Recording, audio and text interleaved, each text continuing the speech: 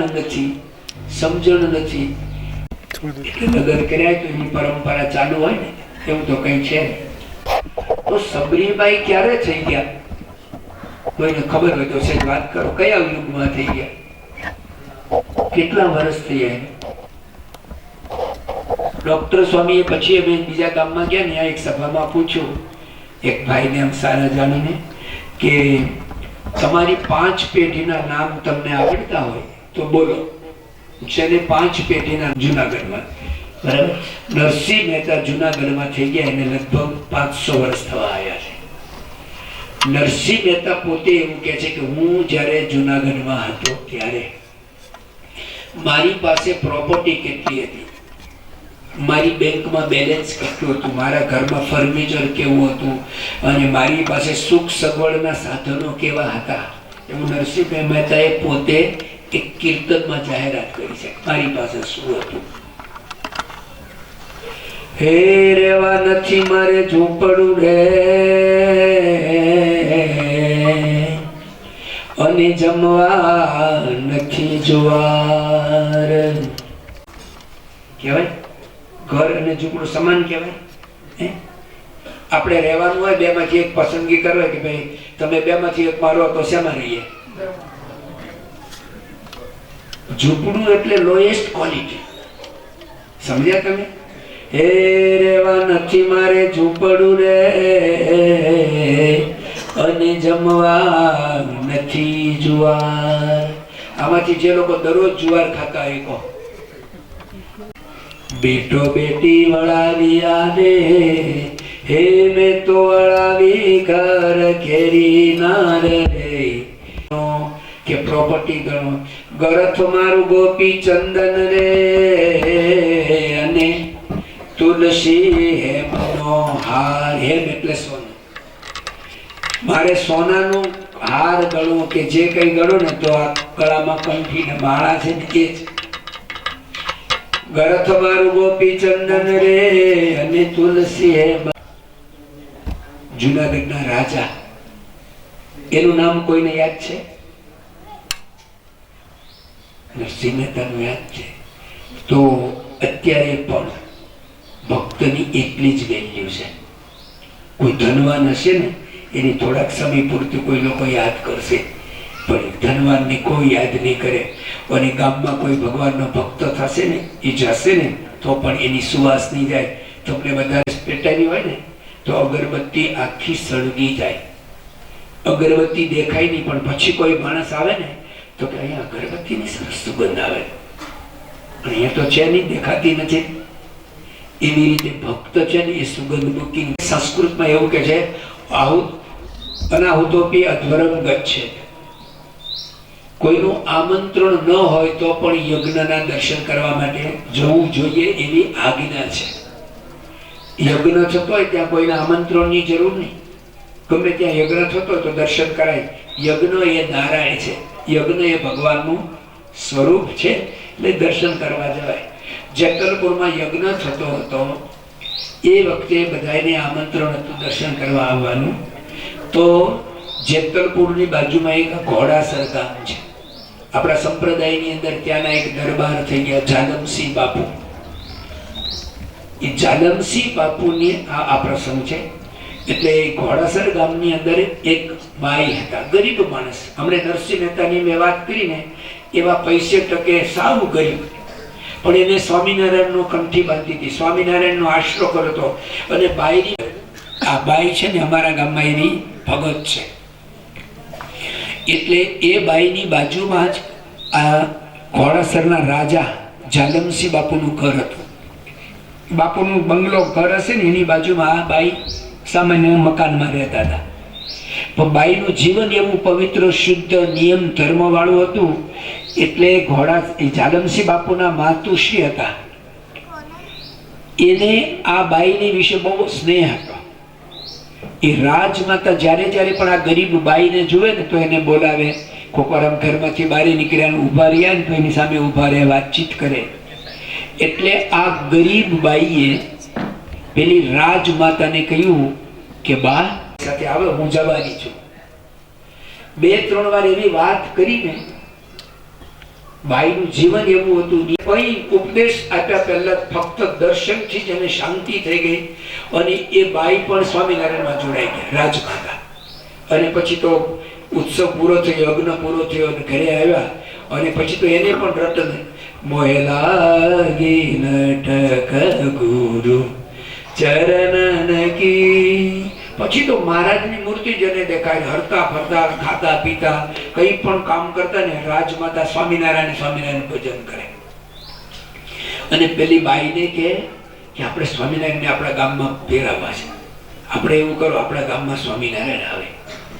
પેલી બાઈ તો સાવ ગરીબ હતી બિચારી, એની તો કોઈ એવી તાકાત નહોતી, એવી કોઈ ઇન્ફ્લુઅન્સ વર્ગ નહોતી. પણ એને કહ્યું કે માં, તમારી જે શ્રદ્ધા છે, તમારામાં જે ભગવાનની આ લગન લાગી છે ને, તો એક દિવસ જરૂર સ્વામિનારાયણ આપણા ગામમાં આવશે. સખી ભૂધર ભૂખ્યો છે બાવનો, અવલોકી રે જુએ અંતરની આશ કે ભૂધર ભૂખ્યો છે ભાવનો.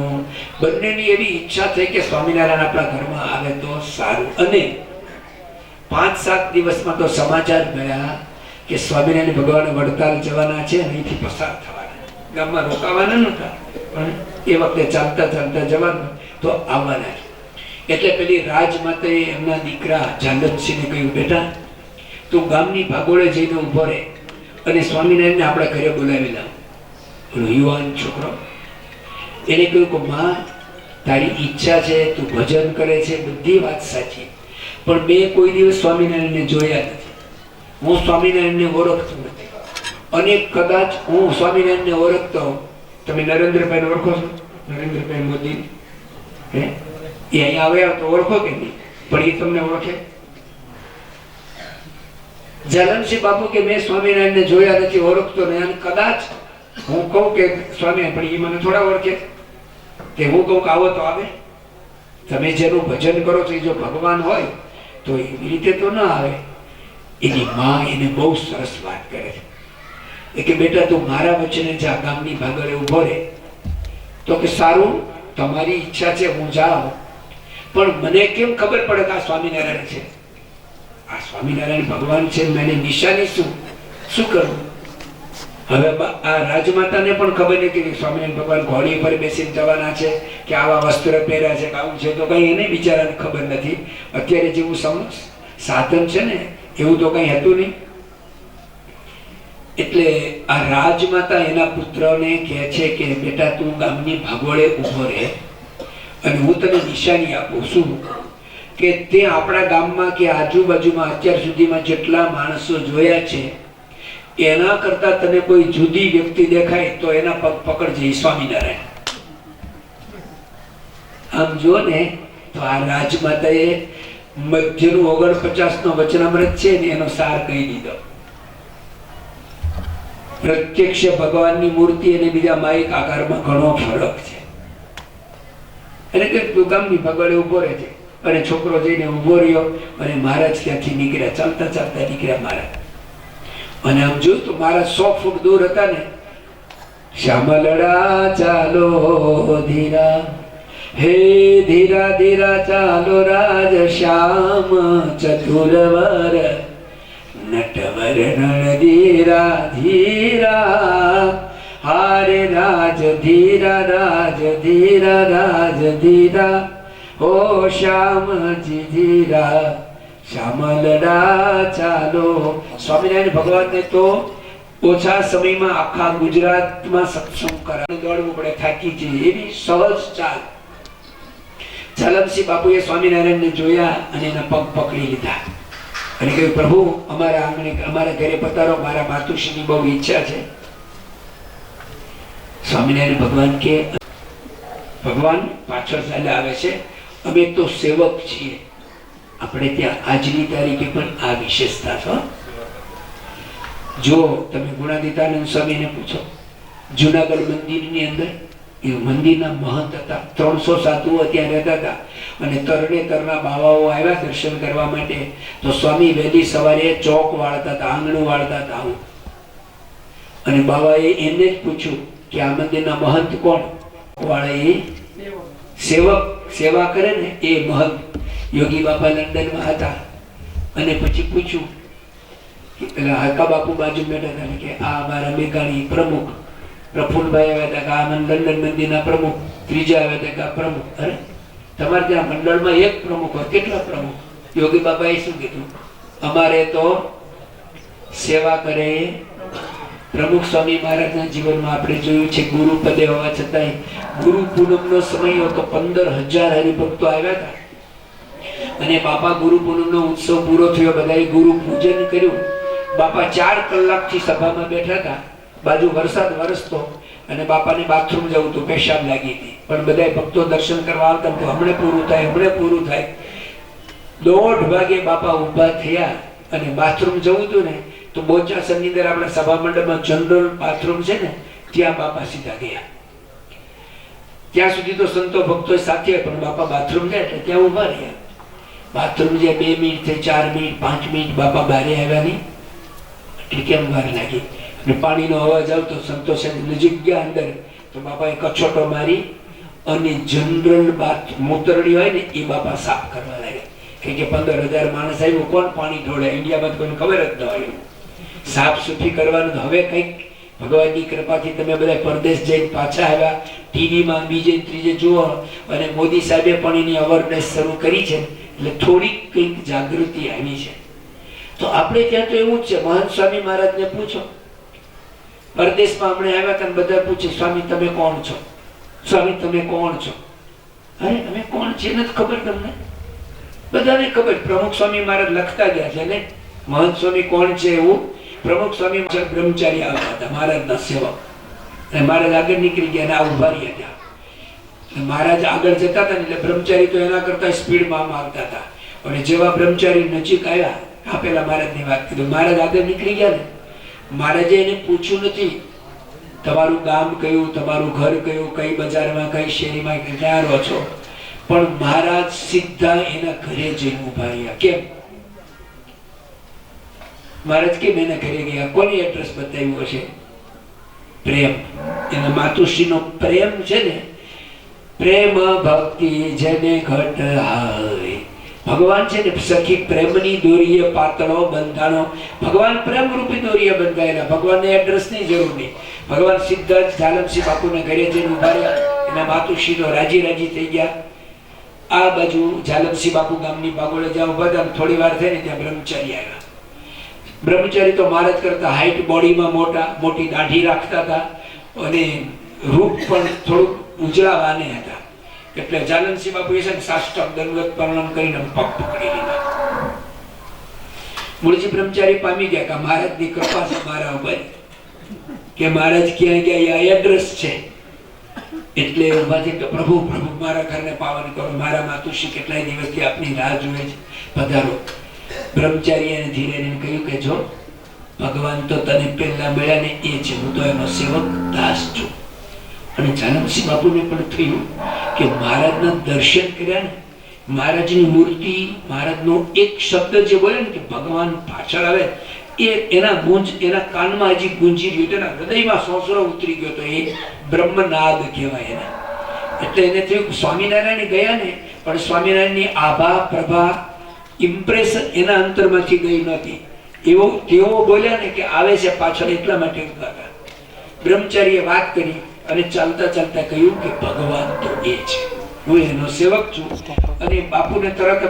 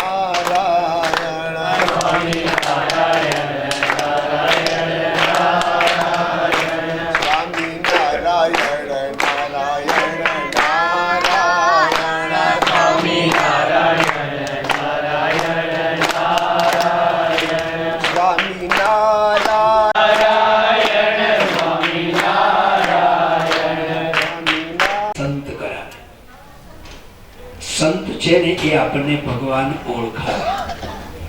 અને ભગવાન છે ને એ સંત ઓળખાવે. જેને આવા કપડા પહેર્યા એ ભગવાન, એ બધા સંત ના કહેવાય, પણ જેમાં સાધુતાના ગુણ હોય એને સંત કહેવાય. તો આપણે ત્યાં ગુણની ગાદી છે. સ્વામિનારાયણ ભગવાનના અંતર્ધાન થયા પછી આવા ગુણાતીત સંત દ્વારા ભગવાનનું આપણને સાનિધ્ય અનુભવાય છે. ભગવાન ગુણાતીત સંત દ્વારા પ્રગટ છે. આપણી બીએપીએસ સંસ્થાની અંદર ગુણાતીતાનંદ સ્વામી ભગતજીમાં, શાસ્ત્રીમાં, યોગીજી મહારાજ અને પ્રમુખ સ્વામી મહારાજનું નામ સાંભળીને આપણને બધાને અતિ આનંદ થાય કે આ પૃથ્વી ઉપર એકમાત્ર એવા મહાપુરુષ થઈ ગયા કે જેને 2.5 લાખથી વધારે ઘરોમાં પગલા કર્યા. એ ભદ્રામની કરી, એ પૂર્વે પણ કોઈએ કરી નથી ને પછી પણ હવે કોઈ કરવાનું નથી. 7 લાખ પત્ર લખ્યા. એક પત્રની અંદર જેને બાપાને એકવાર પત્ર લખ્યો છે, ઊંચો હાથ કરો તો ઘણા બધા છે. એક પત્રની અંદર કેટલા પ્રશ્નો હોય આપણા? 7 લાખ પત્રો લખ્યા. એક પત્રમાં 2 પ્રશ્ન પૂછેલા હોય ને તો 14 લાખ પ્રશ્નોના જેને જવાબ આપ્યા હોય એને કેટલો અનુભવ થાય. આપણે ત્યાં કહેવાય છે કે જ્યાં ન પહોંચે કવિ ત્યાં પહોંચે, જ્યાં ન પહોંચે રવિ ત્યાં પહોંચે કવિ, અને જ્યાં ન પહોંચે કવિ ત્યાં પહોંચે અનુભવી. બાપાને આવો સમાજનો અનુભવ. સાધુતા તો આંખથી ઓળખાય. આપણી આંખોથી પણ આપણે દર્શન કરે ને એને પ્રતીતિ થાય કે આ રિયલ સાધુ છે. અને મહંત સ્વામી મહારાજની આંખમાં જુએ ને તોય એવું લાગે કે આમની આંખો આપણી આંખો કરતા જુદી છે. એક નાના દ્રષ્ટાંતથી સમજાવું. આપણે કોઈના પણ ઘરે ગયા હોઈએ, કોઈને ત્યાં જઈએ, કોઈ દુકાનમાં જઈએ, કોઈ જગ્યાએ જઈએ ને આપણી આંખ કઈ કોઈનો વૈભવ, રીતિ સિદ્ધિ, સમૃદ્ધિ, એની આવક જોવે, એનો ઠાઠ માઠ, કપડા, બીજું ત્રીજું જોવે તો શું થાય? આપણે કોઈનું કઈ જોઈએ તો શું થાય? બોલતા નહીં કોઈ, પણ શું થાય? 2 વસ્તુ થાય. એક, કાં તો ઈર્ષ્યા થાય અને કાં તો થાય આવું મારે ત્યાં હોય તો થાય કે સાચું કહેજો. હે, તમે કોઈની સારામાં સારી ગાડી જુઓ તો આપણે થાય કે નહીં આવી ગાડી મારે ત્યાં હોય તો, સારો બંગલો જોતા હોય મારે ત્યાં બંગલો હોય તો. માણસની સહજ પ્રકૃતિ છે. 2 માંથી એક થાય ને થાય. કાં તો ઈર્ષ્યા થાય અને કાં તો ઈચ્છા થાય. ઈર્ષ્યા અથવા ઈચ્છા થાય જ. જેને ઈચ્છા પણ ન થાય એ સંત કહેવાય. મહંત સ્વામી મહારાજ જમે છે ને, કેટલાકે દર્શન કર્યા, ન કરે તો ખબર તો છે. અને અત્યારે ગુરુપદે આવ્યા, પણ છેલ્લા 60 વર્ષથી મહંત સ્વામી મહારાજ મીઠું નાખ્યા વગરનું ખાય છે. જયારે અહીંયા આવી ગયા હશે, જોયું હશે કોઈને જમવાનું હોય તો અત્યારે જમે છે તો એનું જમવાનું એક જ સરખું છે. અહીંયા હું તમે આપણે બેઠા છીએ, આપણી આગળ રિદ્ધિ સિદ્ધિ સમૃદ્ધિ ભગવાનની કૃપા હોય અને દરરોજ તમને એકનું એક શાક આપે તો. બાપા પ્રમુખ સ્વામી મહારાજના મુખે મેં એક વાત સાંભળી હતી, સાચી વાત છે કે એક ભાઈએ નવા લગ્ન કર્યા હતા અને અત્યાર સુધી કોઈ પિંગેશમાં અને કે સાંજે પણ આનું આજ બનાવજો, એટલે શાકે નું બનાવ્યું. પછી સાંજે પૂછ્યું કે કાલે પણ આ શાક બનાવજો. એ શાક રીંગણાનું હતું. તે પેલી બાઈને થયું કે આને રીંગણા બહુ ભાવતા છે. મેં લગ્ન ટાઈમે મારે પૂછવું ભૂલી ગયો હું તમને ભાવે એ, પણ આને કહ્યું એટલે ખબર પડી. પછી કે સાંજે આ જ બનાવજો, બીજે દિવસે આ, પછી સાંજે આ. 3 દિવસ સુધી રીંગણાનું સવાર બપોર સાંજ હોય તો શું થાય? એટલે પેલી બાઈને બહુ ભાવતું નહોતું. એને પૂછ્યું મને બીજા શાક આવડે છે? આ એક જ નહીં પણ મને બીજા શાક આવડે છે, સરસ મસાલો નાખીને બનાવી આપી. ત્યારે પેલા ભાઈએ કહ્યું કે આ રીંગણાના શાકમાં બરકત આવે ને પછી આપણે આગળ વધશું. જે કઈ કરવું ને આમાં માપ સુધારો આમાં જ કરો. આ એક પ્રોપર થાય પછી બધું આગળ સારું થશે. એક વસ્તુ સારી થાય ને તો બધી સારી થાય. એકની એક વસ્તુ ન ભાવે. મહંત સ્વામી મહારાજ જમે છે ને એનું એક 60 વર્ષથી પરવળ તમે ખાજો તો પરવળ હારા હોય તો ચલો 5 દિવસ તો ખાઈ જો, એમાં મીઠું નહીં નાખવાનું, મસાલા નહીં નાખવાના, ભાવે? અને આપણે જમતા હોય, આપણને જમાડતા ને તો 32 પ્રકારના મિષ્ટાન શાક પાક હોય ને, મહંત સ્વામી મહારાજને કોઈ દિવસ એ ખાવાની ઈચ્છા નથી થઈ અને કોઈ ખાતો એના પ્રત્યે ઈર્ષ્યા પણ નથી થઈ. જેને કોઈ દિવસ કોઈનું સારું જોઈ ખાતા હોય, પૂજતા હોય, વાપરતા હોય, જોઈને ઈચ્છા પણ ન થાય, ઈર્ષ્યા પણ ન થાય.